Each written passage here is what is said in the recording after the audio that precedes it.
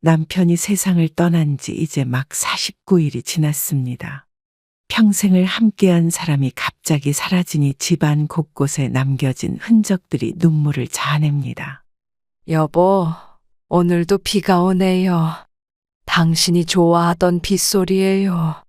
남편의 사진에 말을 건네며 창가로 다가갔죠. 마당에 떨어진 빗방울을 바라보는데 현관 벨소리가 들렸어요. 문을 열자 꽃다발을 든 이웃집 정 여사가 서 있었습니다. 아이고, 혼자 있으니 많이 힘들지. 이거라도 먹어. 고마워요. 들어오세요. 거실에 들어서며 정 여사는 탁자 위에 놓인 서류 뭉치를 보았습니다. 아직도 그거 정리 중이니? 네, 남편이 모든 재정을 관리했거든요. 통장이 이렇게 많은 줄 몰랐어요. 정 여사는 한숨을 쉬며 저희 어깨를 토닥였죠. 아들은 도움 안 주나? 바쁘다고만 하고 얼굴도 안 비추니. 현우가 요즘 사업 때문에 정신이 없대요. 며느리도 아이들 학원 뺑뺑이에. 말끝을 흐리며 남편의 재산 목록을 정리하던 노트를 덮었습니다. 40년 넘게 경제적인 일은 모두 남편에게 맡겨왔기에 이 모든 것을 혼자 감당하는 게 버겁게 느껴졌어요. 그 녀석들, 정말. 네 남편 49제가 지났으면 이제 와서 도와야지. 괜찮아요. 저도 이제 서서히 혼자 할 수 있어요. 정 여사가 다녀간 후 저는 서재에 들어가 남편의 유품을 정리했습니다. 양복 안주머니에서 접힌 편지 한 장이 나왔어요. 여보, 내가 먼저 가게 되면 우리 재산은 절대 자식들에게 함부로 나눠주지 마세요. 현우는 돈 앞에서 약한 아이예요. 남편의 글씨를 보자 눈물이 흘렀지만 가슴 한편으로는 그의 현명함에 감사함이 밀려왔습니다. 남편의 제사를 마친 다음 날 아침, 현관 벨소리에 잠에서 깼습니다. 평소라면 남편이 문을 열어주었을 텐데 이제는 그런 작은 일상마저 혼자 해야 한다는 사실이 다시금 실감났어요. 어머니, 안녕하세요. 현우야, 이렇게 아침부터 웬일이니?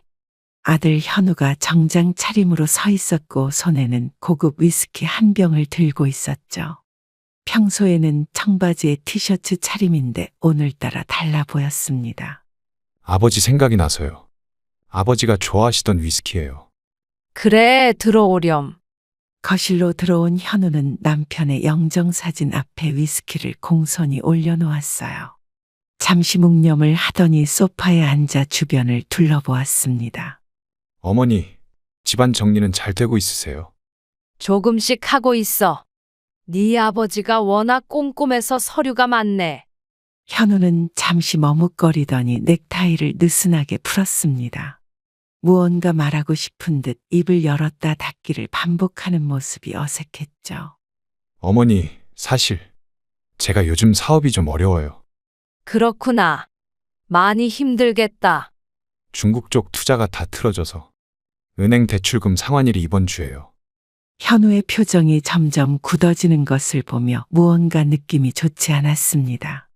차를 내오려고 일어서는데 현우가 제 손을 잡았어요.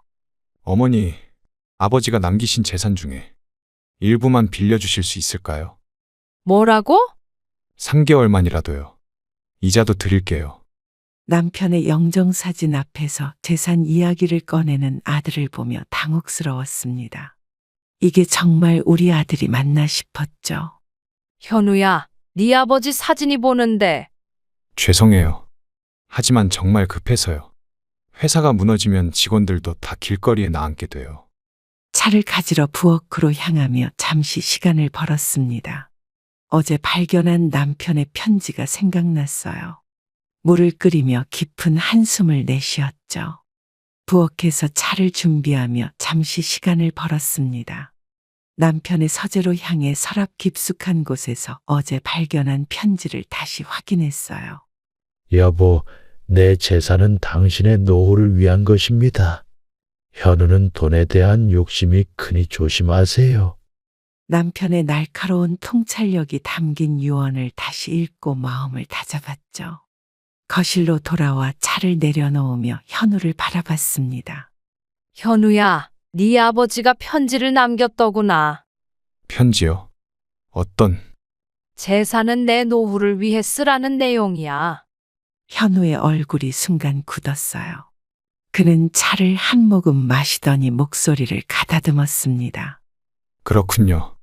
하지만 어머니, 이건 제 회사의 생존이 걸린 문제예요. 미안하지만 안 돼. 네 아버지의 뜻을 존중해야겠어. 현우는 잠시 침묵하더니 갑자기 휴대폰이 울렸다며 자리에서 일어났습니다. 통화를 마친 그의 표정이 더욱 어두워 보였죠. 은행에서 연락이 왔어요. 내일까지 상환하지 않으면. 내가 도울 수 있는 다른 방법을 찾아볼게. 어머니, 다른 방법이 없다고요. 제 사업은 이제 끝났어요. 현우의 목소리가 높아졌고 그의 눈빛에서 원망이 느껴졌습니다. 이런 모습은 처음 봤기에 당황스러웠어요. 그 재산은 결국 네 것이 될 텐데 지금은 안 된다는 거야. 언제요? 어머니가 돌아가신 후에요? 그때는 이미 늦어요. 그 말에 가슴이 철렁 내려앉았습니다. 현우는 자신의 말을 깨닫고 황급히 사과했지만 이미 상처는 깊었죠. 죄송해요. 제가 너무 예민해져서. 이제 돌아가렴. 생각할 시간이 필요해. 현우는 마지못해 일어나 문을 향해 걸어갔어요. 문 앞에서 그가 주춤거리며 돌아봤습니다. 어머니, 정말 이대로 저를 보내실 건가요? 대답 대신 저는 고개를 돌렸습니다. 현우가 떠난 후 한동안 남편의 사진을 바라보며 깊은 생각에 잠겼어요. 남편이 왜 그런 유언을 남겼는지 이제야 조금 이해가 되는 것 같았습니다. 현우가 떠난 지 이틀 후 갑작스러운 초인종 소리에 잠에서 깼습니다. 아침부터 손님이 찾아오는 경우는 드물어 의아했어요. 어머님, 안녕하세요. 애들이 할머니 보고 싶다고 해서 데려왔어요. 미영아, 우리 손주들 왔구나. 어서 들어오렴. 며느리 미영이 아이들을 데리고 현관에 서 있었죠. 손주들은 제 품으로 달려와 안겼고 그 모습에 잠시 마음이 풀렸습니다. 할머니, 이거 학교에서 만든 거예요. 우와, 우리 손주가 이렇게 예쁜 그림을 그렸네. 아이들은 자기들이 만든 작품을 보여주며 즐거워했어요. 미영은 부엌으로 가서 가져온 음식을 냉장고에 넣기 시작했습니다. 어머님, 제가 어제 만든 김치찌개예요. 데워 드세요. 고마워. 네가 끓인 김치찌개는 항상 맛있더라. 아이들이 거실에서 놀고 있는 사이 미영은 조심스럽게 대화를 이어갔어요. 어머님, 현우 오빠가 요즘 많이 힘들어해요. 그래? 그 애가 사업 때문에 걱정이 많다더구나. 네. 그런데 사실 큰 아이가 이번에 국제학교에 합격했어요. 의외의 말에 놀랐지만 축하의 말을 건넸습니다. 미영의 표정에서 뭔가 더 하고 싶은 말이 있다는 것을 눈치챘죠. 축하할 일인데 왜 그렇게 어두운 표정이니? 등록금이 일반 학교의 3배라서요. 이제야 미영의 방문 이유를 짐작할 수 있었습니다. 차를 마시며 잠시 침묵이 이어졌어요. 미영아, 나도 손주들 교육이 중요한 건 알아. 하지만 어머님, 제가 감히 부탁드리는 건 아니에요. 그냥 상황을 알려드리고 싶었을 뿐이에요. 미영의 말과 달리 그녀의 눈빛에는 기대가 엿보였습니다. 저는 한숨을 내쉬며 말을 이었죠. 남편이 남긴 유언이 있어. 재산은 내 노후를 위해 쓰라고. 아, 그렇군요. 죄송해요. 대화가 어색해진 채로 미영은 아이들을 재촉해 일어났습니다. 현관에서 신발을 신기며 미영이 마지막으로 말했어요. 어머님, 다음 주에 또 올게요. 몸 조심하세요. 문이 닫히고 조용해진 집안에서 뭔가 석연치 않은 느낌이 들었습니다. 손주들의 웃음소리는 좋았지만 미영의 방문에는 다른 의도가 있는 것 같아 마음이 무거워졌어요. 미영의 방문 이후 집안 분위기가 이상해졌습니다. 어느 날 밤 화장실에 가려다 거실에서 들리는 소리에 걸음을 멈췄어요. 어디 있지? 금고 비밀번호가 적힌 메모가. 거실 불을 켜자 미영이 서랍을 뒤적이다 놀란 표정으로 저를 바라봤습니다. 자정이 넘은 시간이었죠. 미영아, 이 시간에 여긴 웬일이니? 아, 어머님. 제 여권을 두고 간 것 같아서요. 여권. 내 서재 서랍에? 미영의 얼굴이 창백해졌어요. 그녀는 급히 가방을 챙기며 변명했습니다. 아니요. 제가 지난번에 아이들 서류 정리하다가 여기 두었을 것 같아서. 근데 왜 미리 연락은 안 했니? 어머님 주무실 시간이라 방해하기 싫었어요. 미영의 설명이 석연치 않았지만 더 추궁하진 않았습니다. 그녀를 배웅한 후 거실을 살펴보니 서류함이 미세하게 흐트러져 있었어요. 이상하네. 다음 날 아침, 뭔가 불안한 마음에 금고를 확인해 봤습니다. 다행히 내용물은 그대로였지만 비밀번호를 적어둔 메모가 사라졌어요. 여보, 뭔가 이상해요. 남편 사진을 보며 중얼거렸죠. 그때 현관 벨이 울렸습니다. 문을 열자 정 여사가 서 있었어요. 아이고, 얼굴이 왜 그래?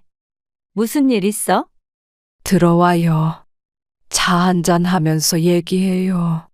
부엌에서 차를 내리며 어젯밤 일을 털어놨습니다. 정 여사는 심각한 표정으로 들었어요. 요즘 며느리가 자주 드나들지? 네, 손주들 데리고 일주일에 2번은 와요. 근데 갑자기 왜 이렇게 자주 오는 거야? 예전엔 명절에도 얼굴 비치기 힘들었잖아. 정 여사의 말에 저도 의구심이 들었습니다. 남편이 세상을 떠난 후 갑자기 빈번해진 방문이 수상했죠. 혹시 재산 때문에 그러는 건 아닐까? 설마요. 그래도 우리 며느린데. 요즘 세상에 자식이 부모 재산 노리는 거 흔한 일이야. 조심해. 정 여사가 돌아간 후 저는 중요 서류들을 모두 모아 침대 매트리스 밑에 숨겼습니다. 그리고 통장과 인감도 이웃 은행 금고에 따로 보관하기로 결심했어요. 여보, 당신 말이 맞았나 봐요. 우리 아들, 며느리. 정말 재산만 노리나 봐요. 남편의 사진을 바라보며 한숨을 내쉬었습니다. 이제는 가족도 믿을 수 없다는 현실이 몹시 쓸쓸하게 느껴졌어요. 서류를 정리하던 어느 오전 갑자기 현우에게서 전화가 왔습니다. 최근에 재산 요구와 미영의 수상한 행동 이후로 연락이 뜸했던 터라 의아했어요. 어머니, 잘 지내셨어요? 그래, 니는 회사 일은 좀 괜찮아졌니? 아직 힘들지만 어떻게든 버티고 있어요. 근데 어머니, 제가 좋은 생각이 있어요. 현우의 목소리가 갑자기 밝아졌습니다. 평소와 다른 톤이라 경계심이 들었죠. 무슨 생각인데?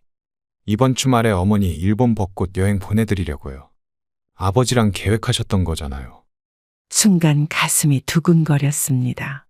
남편과 함께 꿈꿔왔던 벚꽃 여행이었기에 설렘이 밀려왔지만 동시에 의구심도 들었어요. 갑자기 웬 여행이니? 아버지 일주기가 다가오는데 어머니께 선물해 드리고 싶어서요. 제가 같이 모시고 가겠습니다. 회사는? 바쁘다며. 주말 이틀만 시간 내볼게요. 어머니 위해서라면 그 정도는 할 수 있죠. 아들의 갑작스러운 효심에 마음이 흔들렸습니다. 하지만 최근의 일들이 떠올라 쉽게 결정을 내릴 수 없었어요. 고맙지만 갑자기 그러면 준비할 시간이. 티켓 예약해놨어요. 이번 주 토요일 출발이고 호텔도 다 예약했습니다. 이미 준비를 다 해놓은 것 같았어요. 거절하기가 점점 어려워졌습니다. 현우야, 엄마 여권도 갱신해야 할 텐데. 어머니 여권 유효기간 아직 1년 남았어요. 제가 확인했습니다. 제 여권 만료일까지 알고 있다니 놀라웠습니다. 무언가 석연치 않은 느낌이 들었어요. 그래, 고맙다. 근데 갑자기 왜 이러는 거니? 제가 요즘 어머니한테 서운하게 해드려서요. 이걸로 조금이나마 보답하고 싶었어요. 전화를 끊고 창밖을 바라보며 생각에 잠겼습니다. 벚꽃 여행은 분명 설레는 일이지만 직감적으로 뭔가 잘못되고 있다는 느낌이 들었어요. 여보, 우리 아들이 갑자기 벚꽃 여행을 보내준대요. 당신이라면 어떻게 하셨을까요? 남편의 사진에 말을 건네며 한숨을 내쉬었습니다. 결국 정 여사에게 전화를 걸어 조언을 구했어요. 갑자기 일본? 벚꽃? 그래, 가봐. 근데 중요한 서류랑 통장은 꼭 안전한 곳에 보관하고. 그럴게요. 근데 이상하게 불안해요. 걱정 말고 만약을 대비해서 내 연락처랑 영사관 번호 적어가. 혹시 모르니까. 정 여사의 조언에 안심이 되면서도 여전히 마음 한구석이 불안했습니다. 직감을 무시할 수 없어 여행 준비와 함께 비상 계획도 세워두기로 했어요. 여행을 떠나기 전날 밤 현관 벨소리에 잠에서 깼습니다. 이 시간에 누가 찾아왔을까 의아했는데 문을 열자 손주들이 서 있었어요. 할머니, 깜짝 선물이에요. 아이고, 우리 손주들 이 시간에 웬일이니? 큰 손주 민준이가 종이봉투를 내밀었습니다. 안에는 아이들이 그린 그림과 편지가 들어 있었죠. 할머니, 예쁜 벚꽃 많이 보고 오세요. 사진도 많이 찍어주세요. 고마워. 할머니가 예쁜 벚꽃 사진 많이 찍어 올게. 작은 손주 세린이가 제목에 손수 만든 목걸이를 걸어주었어요. 종이와 스티커로 만든 소박한 선물이었습니다. 할머니 여행 가서 이거 꼭 하고 가세요. 행운의 목걸이에요. 그래, 할머니가 꼭 하고 다닐게. 이렇게 예쁜 선물을 주다니. 아이들의 순수한 미소를 보며 갑자기 모든 의심이 부질없게 느껴졌어요. 미영이 아이들 뒤에서 웃으며 말했습니다. 아이들이 할머니 선물 준비한다고 밤새 만들었어요. 고마워, 미영아. 아이들 이렇게 늦게까지 데리고 와줘서. 어머님, 일본 날씨가 조금 쌀쌀하대요. 따뜻한 옷 챙기세요. 아이들을 데리고 돌아가는 미영의 뒷모습을 바라보며 복잡한 감정이 들었습니다. 혹시 제 의심이 지나친 것은 아닐까 생각했죠. 여보, 내가 너무 의심이 많은 걸까요? 남편의 사진을 바라보며 중얼거렸습니다. 여행 가방을 마저 꾸리는데 아이들이 준 그림이 눈에 들어왔어요. 사랑해요 할머니라는 글씨 아래 벚꽃나무와 우리 가족이 손을 잡고 있는 그림이었습니다. 이 아이들이 날 속일 리가 없지.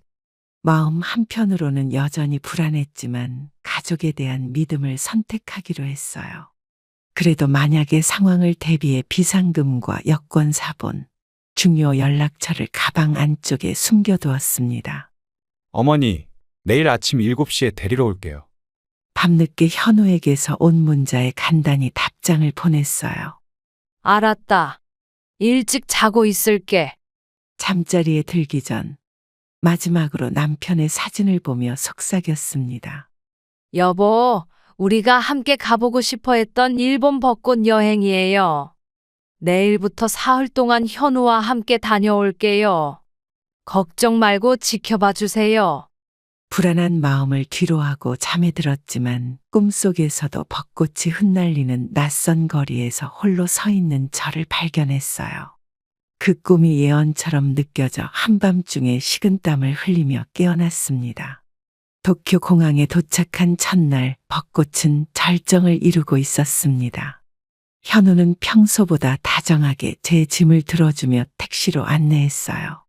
어머니, 공원부터 가볼까요? 벚꽃이 제일 예쁘대요. 그래, 좋지. 네 아버지가 젊었을 때 거기서 찍은 사진이 있었다.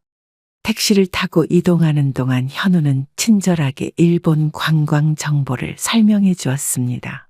이런 모습은 오랜만이라 마음이 따뜻해졌어요. 어머니, 이번에 호텔은 최고급으로 예약했어요. 온천도 있대요. 돈 많이 썼겠구나. 너무 비싼 데 아니야? 괜찮아요. 어머니 위해서라면 이 정도쯤이야. 우에노 공원에 도착하자 만개한 벚꽃이 우리를 반겼습니다. 현우가 준비해온 도시락을 벚꽃 아래서 함께 먹으며 행복한 시간을 보냈죠.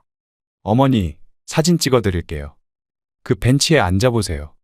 아이고, 내가 뭐 사진 찍을 나이냐. 예쁘게 나왔어요. 보세요.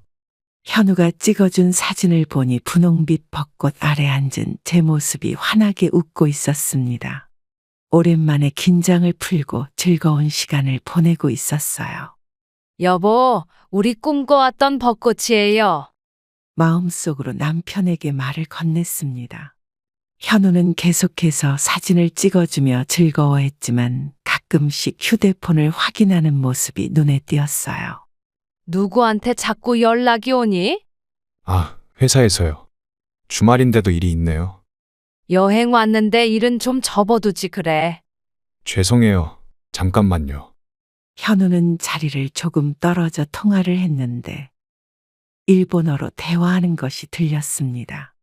통화를 마친 현우의 표정이 미묘하게 변했어요. 무슨 일 있니? 표정이 안 좋아 보이네. 아니에요. 그냥 회사 일이 좀 꼬였네요. 저녁에 호텔로 돌아와 휴식을 취하는데 현우가 로비에서 누군가와 다시 통화하는 모습이 보였습니다. 호텔 방에서 창밖으로 도쿄 야경을 바라보며 복잡한 마음이 들었어요. 이상하네. 뭔가 불안한 느낌이야. 침대 옆 테이블에 놓인 남편 사진을 바라보았습니다. 벚꽃 여행을 함께 오지 못한 아쉬움도 있었지만 현우의 행동에서 느껴지는 어색함이 더 신경 쓰였어요. 그날 밤 잠을 설쳤습니다. 벚꽃처럼 아름답게 시작한 여행이 왠지 모를 불안감으로 물들어가고 있었어요. 여행 이틀째 교토로 이동하는 기차 안에서 현우의 행동이 더욱 이상해졌어요. 가방에서 서류 뭉치를 꺼내 검토하는데 제 이름이 적힌 것이 보였습니다. 현우야, 그게 무슨 서류니? 아, 이거요? 그냥 회사 계약서예요. 급하게 서류를 가방에 넣는 모습이 수상했지만 더 추궁하지는 않았습니다. 교토에 도착해 아라시야마로 향하는 버스에서 현우가 말을 꺼냈어요. 어머니, 오늘 저녁에 제가 만나야 할 사람이 있어요. 여행 와서까지 일을 하니? 중요한 일이라 어머니께서 조금 기다려 주셔야 할 것 같아요. 대나무 숲 입구에 도착해서 현우는 갑자기 표정이 굳어졌습니다. 휴대폰을 보더니 안절부절 못하는 모습이었죠. 어머니, 지금 급한 전화가 와서 잠시만 기다려 주세요. 또? 어제부터 계속 전화 받느라 바쁘네. 정말 죄송해요.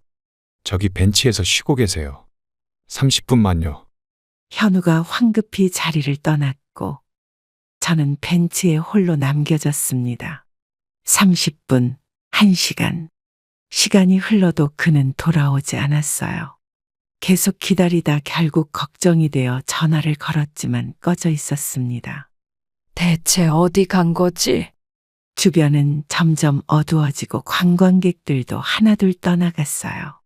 결국 현우를 찾아 나서기로 했습니다. 대나무 숲으로 들어갔지만 방향 감각을 잃고 점점 더 깊숙이 들어가게 되었죠. 현우야, 어디 있니? 아무런 대답이 없었어요. 해는 점점 저물고 공원은 적막해졌습니다. 휴대폰 배터리도 얼마 남지 않아 불안감이 커졌어요. 이러면 안 되는데. 길을 잃었어. 두려움이 밀려왔지만 침착하게 출구를 찾으려 노력했습니다. 가방에서 지도를 꺼내 보았지만 한글로 된 안내가 없어 도움이 되지 않았어요. 여보, 저 어떡하죠? 현우가 저를 두고 어디로 간 걸까요? 한국어를 할 줄 아는 사람을 찾아 도움을 청하려 했지만 주변에는 아무도 없었습니다. 점점 어둠이 깊어지는 대나무 숲에서 외로움과 배신감이 밀려왔어요. 정말 날 버리려고 한 걸까? 이제는 길을 찾는 것보다 현우의 의도가 더 무서웠습니다. 손주들이 준 행운의 목걸이를 만지작거리며 용기를 내보려 했지만 눈물이 자꾸 흘러내렸어요. 어떻게 내 아들이 나를 이렇게... 완전히 어두워진 숲속에서 희미한 불빛을 향해 걸어갔습니다. 어디선가 들려오는 목소리에 의지하며 한 걸음 한 걸음 내디뎠어요. 불빛을 따라 걷다가 숲 입구에 도착했습니다. 그곳에서 노부부가 저를 발견하고 다가왔어요. 그들은 제 모습이 당황스러워 보였는지 먼저 말을 걸었습니다. 부부는 한국어를 모르셨지만 제 상황을 이해하려고 노력했어요. 도와주세요. 제 아들이 사라졌어요. 손짓과 몸짓으로 겨우 의사소통을 시도했습니다. 가방에서 비상용으로 숨겨둔 여권 사본과 한국 영사관 연락처를 꺼내 보여드렸어요. 노부부는 친절하게 저를 가까운 경찰서로 데려갔습니다. 감사합니다. 정말 고맙습니다. 경찰서에 도착하자 다행히 통역사가 있어 상황을 설명할 수 있었어요. 통역사는 제 말을 경찰에게 전해주었습니다. 경찰관님, 제 아들이 저를 두고 사라졌어요. 휴대폰도 꺼져 있고. 호텔 이름이나 정보가 있으신가요? 통역사가 물었고 저는 호텔 카드를 보여드렸죠. 경찰은 즉시 호텔에 연락을 취했습니다. 그들의 대화를 지켜보면서 불안한 마음으로 기다렸어요. 어머니, 호텔방의 아드님, 소지품 없어졌대요. 체크아웃도 안 했다고.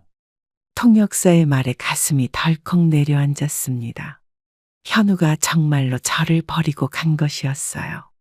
왜 이런 일이? 눈물이 흘러내렸지만 경찰은 계속해서 질문을 이어갔습니다. 제 여권과 소지품, 가족관계 등을 확인했어요. 어머니, 한국 영사관에 연락했어요. 곧 도움 받을 수 있어요. 통역사의 말에 조금 안심이 되었습니다. 시간이 흐르자 영사관 직원이 경찰서에 도착했어요. 한국어로 대화할 수 있어 안도감이 밀려왔습니다. 할머니, 많이 놀라셨죠? 저희가 도와드릴게요. 아들이 저를 버리고 간 것 같아요. 일단 호텔로 가서 짐을 찾고 상황을 정리해 봅시다. 영사관 직원의 차를 타고 호텔로 돌아왔습니다. 방에 들어가니 제 짐은 그대로 있었지만 현우의 물건은 모두 사라졌어요. 불길한 예감이 현실이 되었다는 느낌이 들었습니다. 이럴 수가. 내 아들이 어떻게. 침대에 앉아 무너져 내렸지만 영사관 직원은 침착하게 상황을 정리해 주었어요. 할머니, 이런 일이 처음은 아니에요. 걱정 마세요. 저희가 비상 여권 발급해드리고 귀국 도와드릴게요. 고맙습니다. 하지만 이해가 안 돼요. 왜 우리 아들이. 영사관의 도움으로 비상 여권을 발급받고 귀국 비행기에 오르기 전 갑자기 현우에게서 전화가 왔습니다. 영사관 직원이 제 상황을 설명하며 항의했는지 당황한 듯했어요. 어머니, 정말 걱정 많으셨죠? 제가 급한 일이 있어서.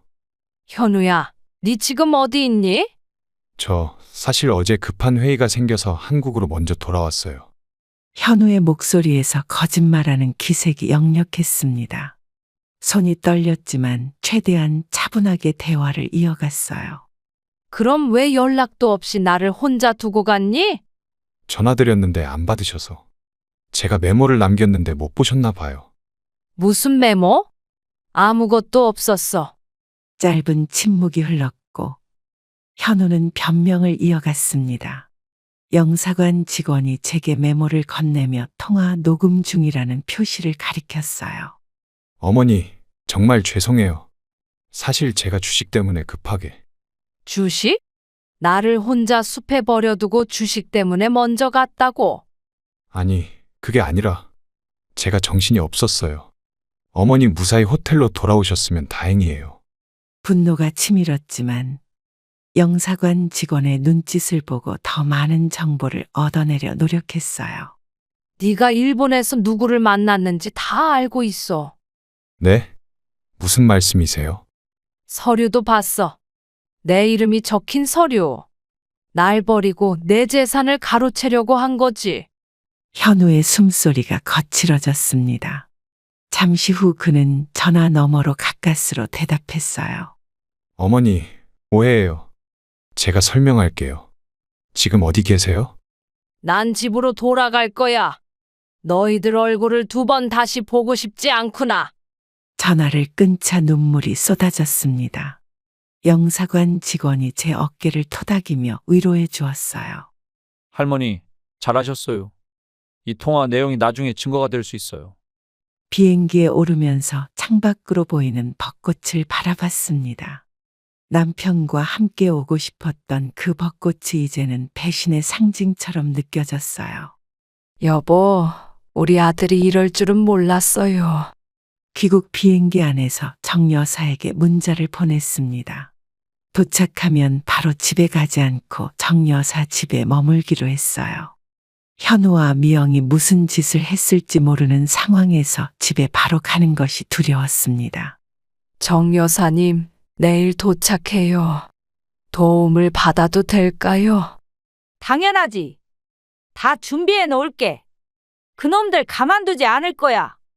정 여사의 답장을 보며 작은 위안을 얻었습니다. 이제 모든 것을 새롭게 시작해야 한다는 결심이 들었어요. 한국에 도착한 다음 날 오전, 정 여사의 집에서 휴식을 취하고 있었습니다. 정 여사는 제게 따뜻한 미역국을 끓여주며 위로해 주었어요. 정 여사님, 고마워요. 덕분에 마음이 좀 진정돼요. 당연하지. 근데 너 아들이랑 며느리한테는 연락했니? 아직이요. 생각할 시간이 필요해서. 정 여사가 대답하려는 순간 제 휴대폰이 울렸어요. 미영이었습니다. 정 여사와 눈빛을 교환한 후 스피커폰으로 전화를 받았죠. 어머님, 귀국하셨다고 들었어요. 어디 계세요? 미영아, 너희들 내가 영영 돌아오지 못할 거라고 생각했니? 잠시 침묵이 흘렀고 미영의 목소리가 다시 들렸습니다. 지금껏 들어본 적 없는 차가운 어조였어요. 어머님, 이제 와서 그러실 필요 없잖아요. 벚꽃은 잘 보고 오셨으니 된 거 아니에요? 그 말에 가슴이 철렁 내려앉았습니다. 미영의 말투에서 모든 가식이 벗겨진 게 느껴졌어요. 니도 현우랑 같이 계획한 거구나. 어머니, 현실적으로 생각해 보세요. 그 재산 결국 저희 것 될 텐데 왜 이렇게 고집을 부리시는 거예요? 분노가 치밀었지만 침착함을 유지하려 애썼습니다. 정 여사가 종이에 녹음 중이라고 적어 보여주었어요. 미영아, 그렇게 급했니? 내가 돌아가시길 기다릴 수 없었어? 아이고, 어머님도 참. 저희가 어디 어머님 돌아가시길 바랐겠어요? 그냥 어머님 재산 관리를 도와드리려고 했을 뿐인데. 일본에서 법적 서류를 준비한 것도 날 도와주려고 그런 거고? 전화 너머로 미영이 숨을 크게 들이마시는 소리가 들렸습니다. 그녀의 목소리가 갑자기 달라졌어요. 어머님, 오해가 있으신 것 같은데. 우리 만나서 얘기해요. 지금 어디 계세요? 더 이상 거짓말은 그만해. 너희 집에 갈 거니까 모든 서류 챙겨놔. 전화를 끊고 나니 온몸에서 힘이 빠졌습니다. 정 여사가 제 어깨를 토닥이며 말했어요. 모든 대화가 녹음됐어. 증거로 충분해. 정 여사님, 어떻게 제 자식들이 이럴 수가 있죠? 세상에. 정말 끔찍하네. 근데 네 집에 혼자 가면 위험할 것 같아. 내가 같이 갈게. 정 여사의 말에 고개를 저었습니다. 이건 제가 해결해야 할 문제였어요.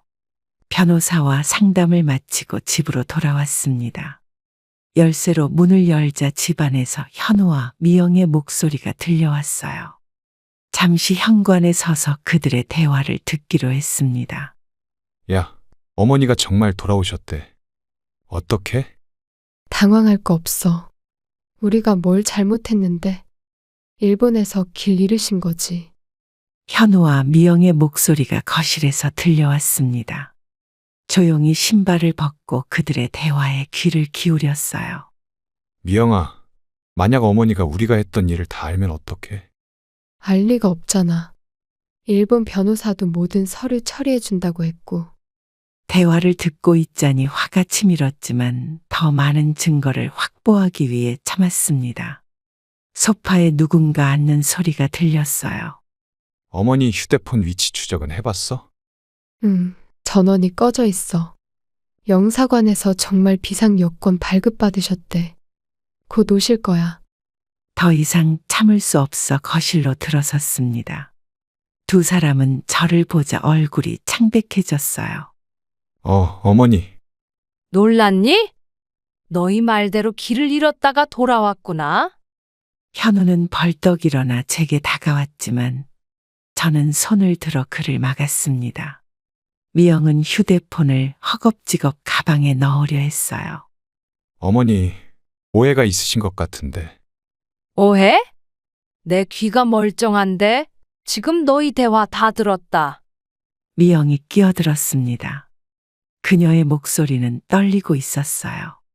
어머님, 저희는 단지 어머님을 걱정해서.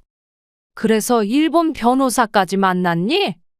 내 재산에 대한 서류 준비하느라 바빴겠구나. 두 사람은 말문이 막힌 듯 서로를 쳐다보았습니다. 저는 소파 뒤로 걸어가 테이블 위에 놓인 서류 뭉치를 집어들었어요. 이게 뭐지? 어머니 재산 관리 계획, 해외 실종 신고 절차.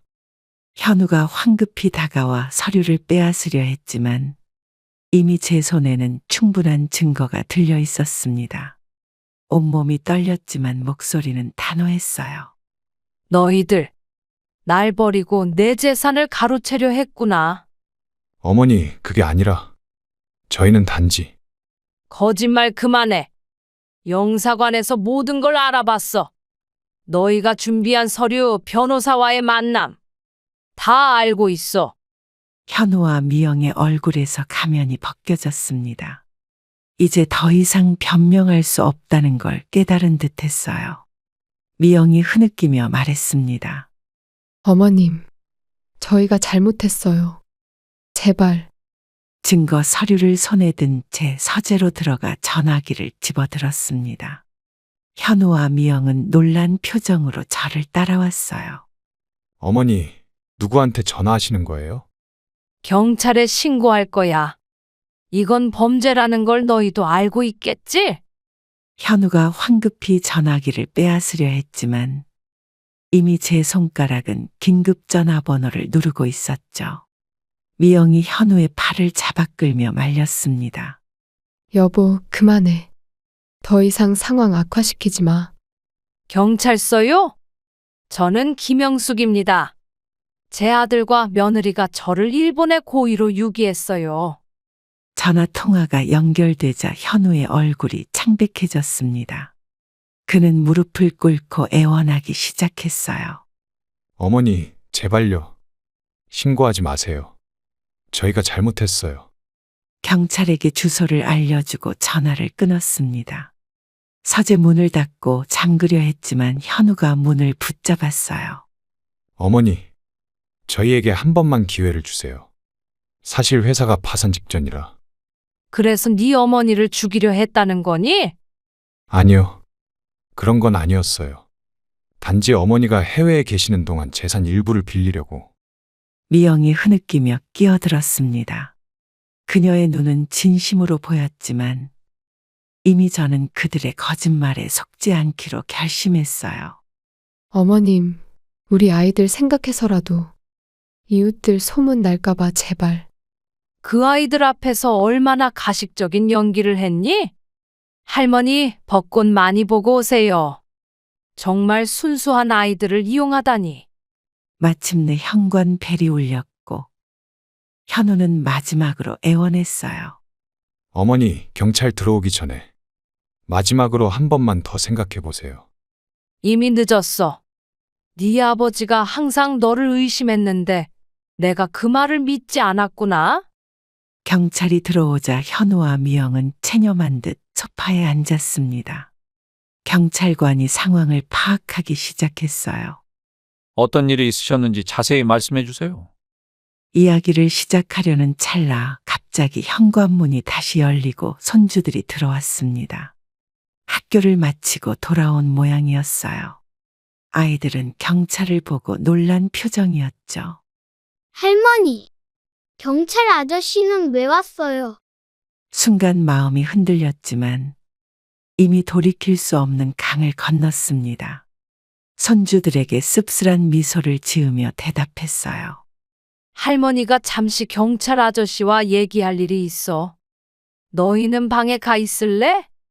미영이 아이들을 데리고 방으로 들어갔고 저는 경찰에게 모든 증거를 제출했습니다.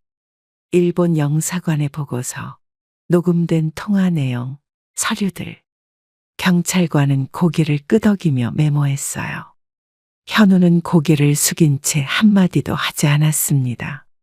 그의 어깨가 떨리는 것을 보니 울고 있는 것 같았지만 더 이상 연민의 감정은 없었어요. 경찰서로 모시겠습니다.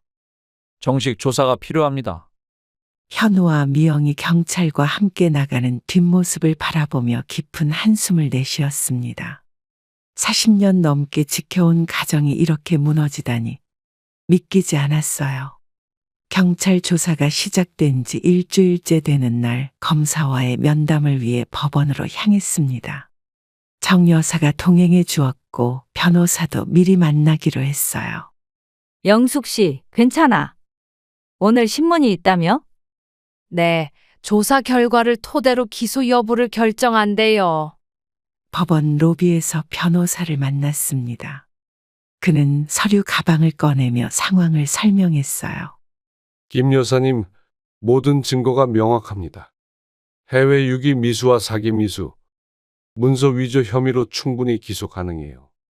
변호사님, 실형을 살게 될까요? 초범이고 실제 범행이 미수에 그쳤기 때문에 집행유예 가능성이 높습니다만 그래도 전과자가 되는 건 피할 수 없죠. 대기실에 앉아 있는데 갑자기 현우와 미영이 변호사와 함께 들어왔습니다. 두 사람은 초췌한 모습이었고 저를 보자 고개를 푹 숙였어요. 어머니, 할 말 없다. 법원에서 만나자. 현우는 한 발짝 다가와 간절히 말했습니다. 그의 목소리는 떨리고 있었어요. 어머니, 제발 저희에게 한 번만 기회를 주세요. 아이들이 너무 힘들어해요. 그러게 왜 이런 짓을 했니? 손주들 얼굴 보기가 더 미안하다. 미영이 흐느끼며 끼어들었습니다. 그녀의 눈은 붉게 충혈되어 있었어요. 어머님, 저희가 정말 큰 잘못을 했어요. 회사 빚에 쫓기고 아이들 교육비에 급급해서. 그래서 날 버리고 내 재산을 가로채려 했다? 그게 사람이 할 짓이냐? 현우가 무릎을 꿇으려 했지만 제 변호사가 그를 막았습니다. 법정 문이 열리고 저희를 부르는 소리가 들렸어요. 드디어 시간이 됐네. 들어가자. 법정 안으로 들어가 각자 자리에 앉았습니다. 검사가 사건 개요를 설명하는 동안 현우와 미영은 고개를 숙인 채 움직이지 않았어요. 피해자 김영숙 씨는 피고인들에 의해 일본 교토에 유기되었으며 이는 명백한 계획적 범행입니다. 증거 검토가 진행되는 동안 현우의 변호사가 일어나 항변했습니다. 그는 정상 참작을 요청했어요. 피고인들은 범행을 전적으로 인정하고 깊이 반성하고 있습니다. 회사의 경영난과 가정 경제에 어려움이 있었지만 그것이 범행에 정당화될 수는 없습니다. 재판장이 저에게 물었습니다. 그의 목소리는 차분했지만 단호했어요. 피해자분께서는 합의 의사가 있으신지요? 없습니다. 저를 죽이려 한 사람들과는 합의할 생각이 없어요. 법정 뒤쪽에서 흐느끼는 소리가 들렸습니다. 뒤돌아보니 손주들이 방청석에 앉아 있었어요. 마음이 아팠지만 이미 결심은 굳건했습니다. 재판부는 증거와 진술을 검토하여 판결을 내리겠습니다. 다음 심리는 2주 후입니다. 법정을 나서는데 현우가 한 번 더 다가왔습니다. 그의 눈에는 절망이 가득했어요. 어머니, 마지막으로 한 번만 말씀드릴게요. 저희가 정말 잘못했습니다. 이제 와서 뭘? 법원에서 판단할 일이야. 손주들의 슬픈 눈빛이 가슴을 파고들었지만 아들과 며느리의 배신은 더 이상 용서할 수 없었습니다. 정 여사의 부축을 받으며 법원을 나섰어요. 판결일이 되어 다시 법정에 섰습니다. 2주 동안 집에서는 손주들의 전화가 끊임없이 왔지만 모두 받지 않았어요. 법정에 들어서자 현우와 미영이 피고인석에 앉아 있었습니다. 피고인들은 모두 일어서 주십시오. 재판장의 말에 두 사람이 일어났습니다. 현우의 얼굴은 수척해 보였고 미영은 눈이 붓도록 운 흔적이 역력했어요. 본 재판부는 피고인 김현우, 이미영에게 다음과 같이 선고합니다. 법정 안이 숨소리 하나 없이 조용해졌습니다. 모두의 시선이 재판장에게 집중됐어요. 피고인들에게 징역형과 집행유예를 선고합니다. 판결이 내려지자 현우와 미영은 한숨을 내쉬었습니다. 집행유예라 실제로 감옥에 가진 않지만 전과자가 된 것은 사실이었죠. 재판장이 이어서 말했어요. 피해자의 요청에 따라 접근금지 명령도 함께 내립니다. 그 말에 현우가 고개를 들었습니다. 그의 눈에는 충격과 후회가 어려 있었어요. 어머니, 그러면 아이들은요? 아이들도 못 만나게 되나요? 재판장이 끼어들었습니다. 그의 목소리는 단호했어요. 피고인, 재판 중에는 발언을 삼가십시오. 법정이 끝나고 밖으로 나오는데 현우가 달려와 제 앞을 막았습니다. 경찰이 그를 제지하려 했지만 그는 간절히 외쳤어요. 어머니, 제발 아이들만이라도 만나게 해주세요. 아이들이 할머니를 너무 그리워해요. 접근금지 명령이 내려졌어. 내게 오지 마. 미영도 다가와 무릎을 꿇었습니다. 그녀의 목소리는 떨리고 있었어요. 어머님, 저희가 정말 큰 죄를 지었어요. 벌을 달게 받겠습니다. 하지만 아이들은 죄가 없잖아요. 마음 한구석이 흔들렸지만 그들의 계획을 떠올리니 다시 분노가 치밀었습니다. 차갑게 대답했어요. 니들이 그렇게 아이들 생각했으면 애초에 이런 짓을 하지 않았겠지. 변호사가 다가와 제 팔을 잡아 끌었습니다. 그는 현우와 미영에게 엄하게 말했어요. 접근금지 명령 위반으로 고소될 수 있습니다. 물러나십시오. 법원을 나서며 뒤돌아보니 현우와 미영이 서로 부둥켜 안고 흐느끼고 있었습니다. 손주들은 보이지 않았어요.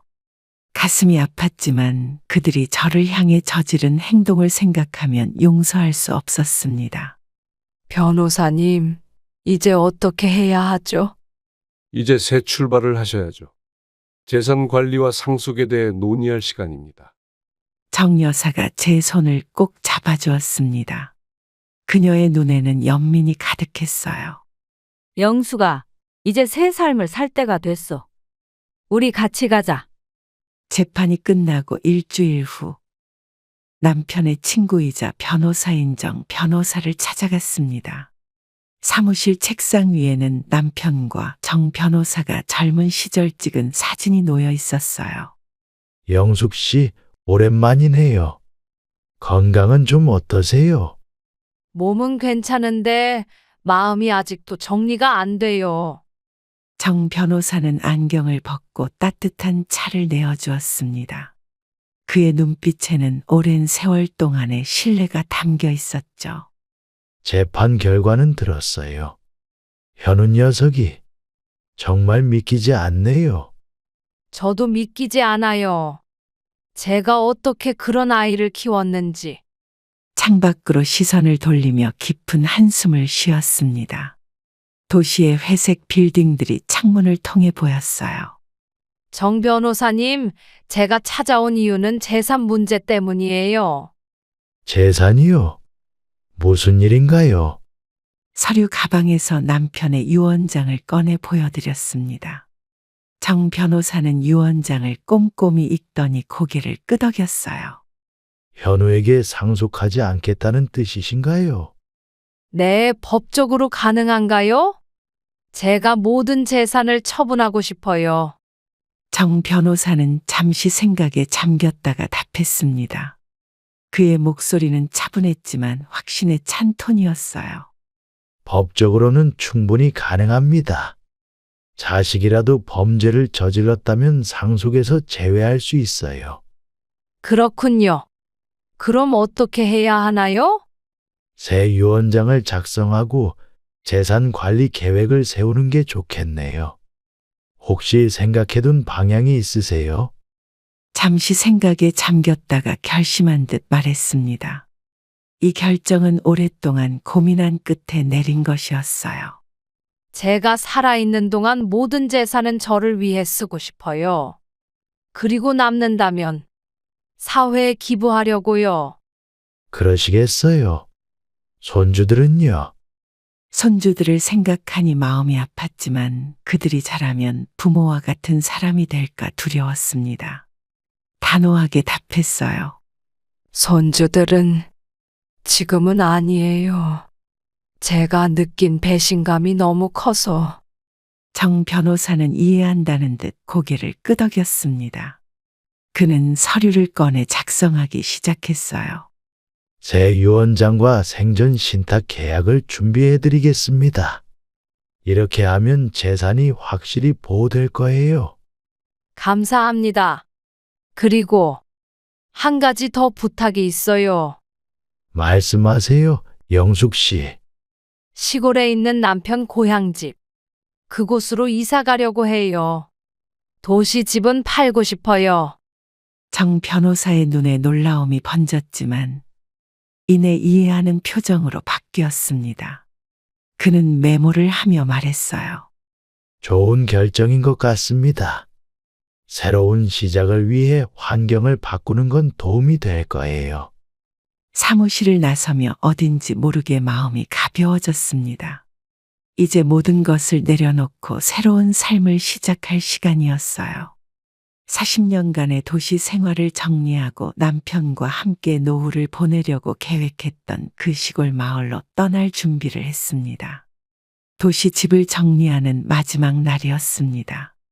이삿짐 센터 직원들이 남은 가구들을 트럭에 실어 나르는 동안 저는 거실에 홀로 서서 빈 벽을 바라보고 있었어요. 김 여사님, 마지막으로 확인하실 게 있으신가요? 아니요, 다 챙겼어요. 출발하셔도 됩니다. 직원이 떠나자 집안에 찾아온 적막이 낯설게 느껴졌습니다. 40년 가까이 살았던 공간이 이제는 그저 텅 빈 벽과 바닥만 남겨두었죠. 여보, 저희가 정말 이사를 하네요. 남편의 영정사진을 들고 한 바퀴 돌아보았습니다. 이 집에서 아이를 키우고 웃고 울었던 모든 기억들이 스쳐 지나갔어요. 이제 당신 고향으로 돌아가요. 당신이 늘 그리워하던 그곳으로. 현관 벨이 울렸습니다. 문을 열자 정 여사가 손에 보따리를 들고 서 있었어요. 영수가 떠나기 전에 이거라도 먹고 가. 정 여사님, 마지막까지 신경 써주시고 정말 고마워요. 부엌에 앉아 정 여사가 가져온 김밥을 먹으며 마지막 대화를 나눴습니다. 그녀는 걱정스러운 눈빛으로 저를 바라봤어요. 혼자 시골에 가서 괜찮겠어? 심심하지 않을까? 괜찮아요. 오히려 이 복잡한 도시보다 마음이 편할 것 같아요. 그래도 가끔 연락은 해. 내가 올라갈게. 정 여사와 작별 인사를 나누고 택시에 올랐습니다. 차창 밖으로 저희 아파트가 점점 멀어져 갔어요. 이상하게도 예상했던 것처럼 슬프지는 않았습니다. 기사님, 서울역으로 부탁드려요. 네, 손님. 여행 가시나요? 이사를 가요. 시골로. 기차역에 도착해 표를 끊고 플랫폼에서 기차를 기다리는데 문득 누군가 저를 부르는 소리가 들렸습니다. 뒤돌아보니 손주 민준이가 달려오고 있었어요. 할머니, 가지 마세요. 놀라서 그 자리에 굳어버렸습니다. 접근 금지 명령으로 손주들을 만날 수 없었는데 어떻게 여기에 있는 건지 의아했어요. 민준아, 네가 어떻게 여기에? 학교 앞에서 할머니 택시 타시는 거 봤어요. 그래서 몰래 따라왔어요. 아이의 눈에는 눈물이 그렁그렁 맺혀 있었습니다. 그 모습에 마음이 아팠지만 아이의 부모님을 생각하니 마음을 다잡았어요. 할머니가 잠시 시골에 가서 살려고 해. 나중에 또 볼 수 있을 거야. 거짓말이에요. 아빠가 할머니 다시는 안 볼 거라고 울었어요. 민준이의 말에 가슴이 찢어지는 듯 했습니다. 아이를 안아주고 싶었지만 기차 출발 시간은 다가오고 있었어요. 학교는? 숙제는 했고? 네가 이러면 안 된다. 할머니 보내드리기 싫어요. 저 데려가 주세요. 민준이를 달래 학교로 돌려보내는데 시간이 걸렸습니다. 결국 첫 기차를 놓치고 다음 기차를 타야 했어요. 플랫폼에 홀로 서서 민준이의 뒷모습을 바라보는데 아이가 몇 번이나 뒤돌아보며 손을 흔들었습니다. 시골 마을에 도착한 지 한 달이 지났습니다.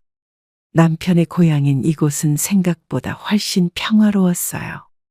작은 정원이 있는 집을 구해 매일 아침 꽃과 채소를 가꾸며 새로운 일상을 만들어가고 있었죠. 김 여사님, 오늘도 일찍 정원 가꾸시네요? 아, 이장님. 좋은 아침이에요. 날씨가 너무 좋아서 일찍 나왔어요. 이장님은 매일 아침 산책을 하시는 길에 저를 찾아오셨습니다. 마을에서 외지인은 저 혼자였기에 특별히 신경 써주시는 것 같았어요. 오늘 마을회관에서 노인의 모임이 있는데 한번 들러보시지 않겠어요? 저요? 아직 마을 사람들을 잘 모르는데. 괜찮아요. 다들 좋은 분들이에요. 김 여사님 같은 새 얼굴이 있으면 더 반가워할 거예요. 잠시 망설였지만 고개를 끄덕였습니다.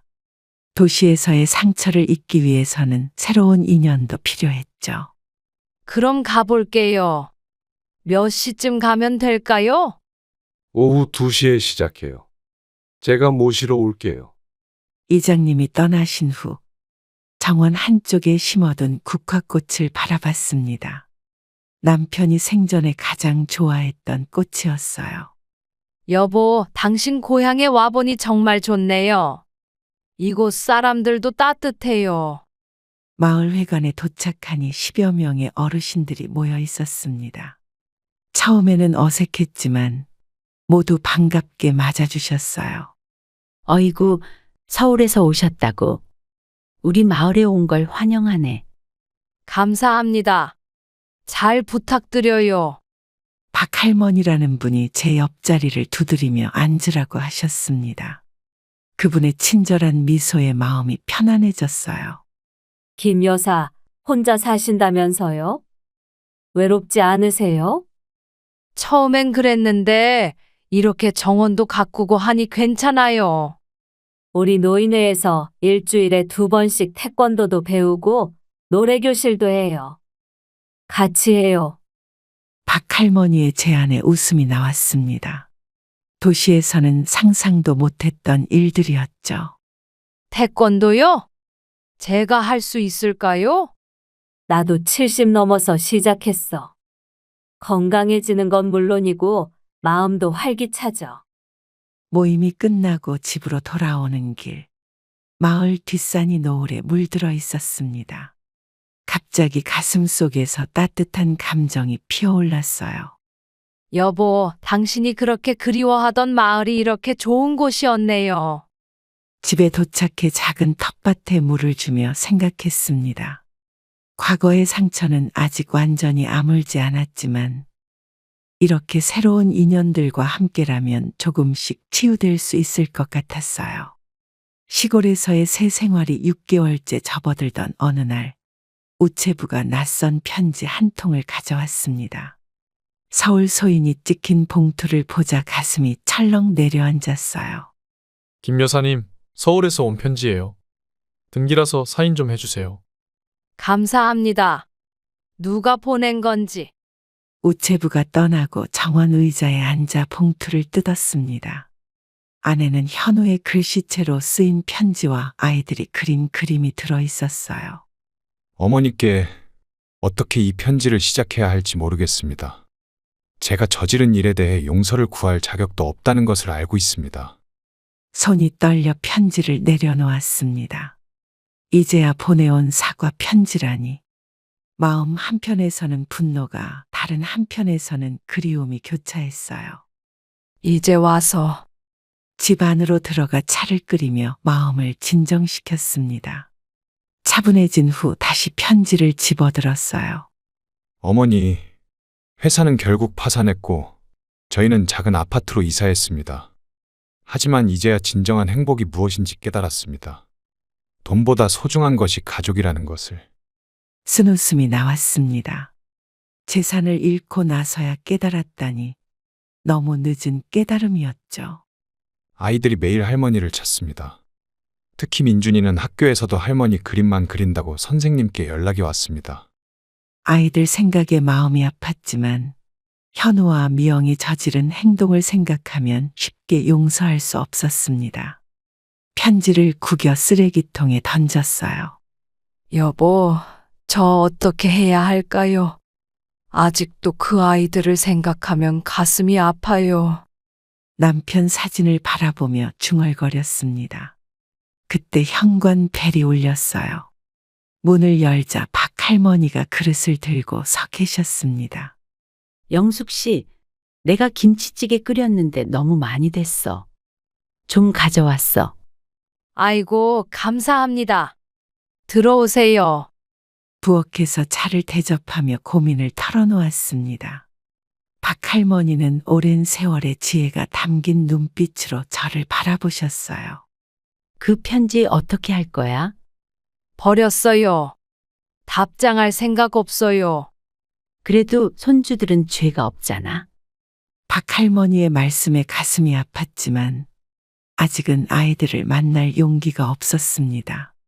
그들의 순수한 눈빛을 보면 모든 것을 용서하게 될까봐 두려웠어요. 시간이 필요해요. 아직은. 그럴 수도 있지. 마음의 상처는 시간이 약이야. 박 할머니가 돌아가신 후 쓰레기통에서 구겨진 편지를 꺼냈습니다. 완전히 불태우기 전에 마지막으로 읽어보았어요. 편지 끝에는 아이들의 낙서가 있었습니다. 사랑해요, 할머니. 보고 싶어요. 그 글씨를 보며 눈물이 흘렀지만 결국 편지를 불태웠습니다. 아직은 용서할 준비가 되지 않았어요. 시골 생활 1년째. 이제는 마을 사람들과도 완전히 친해졌습니다.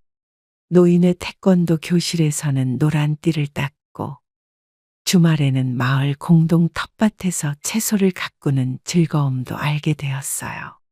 김 여사님, 오늘 마을회관에 좀 들르세요. 중요한 안건이 있어요. 이장님, 무슨 일인가요? 비가 올 것 같은데. 노인복지센터 건립 논의가 있어요. 김 여사님 의견도 중요해요. 비가 내리기 시작하자 우산을 쓰고 마을회관으로 향했습니다. 정 변호사에게 전화가 왔어요. 영숙 씨, 서울집 매매가 마무리됐습니다. 입금 확인하셨죠? 네, 확인했어요. 모두 잘 처리해 주셔서 감사합니다. 그런데 현우 녀석에게서 연락이 왔었어요. 갑작스러운 이야기에 걸음을 멈췄습니다. 빗소리만 들리는 고요한 시골길에서 가슴이 두근거렸어요. 무슨 일로요? 너무 걱정 마세요. 그저 어머니 안부를 물었을 뿐입니다. 제가 건강하시다고만 전했어요. 그랬군요. 고맙습니다. 저는 이제 마음의 평화를 찾았습니다.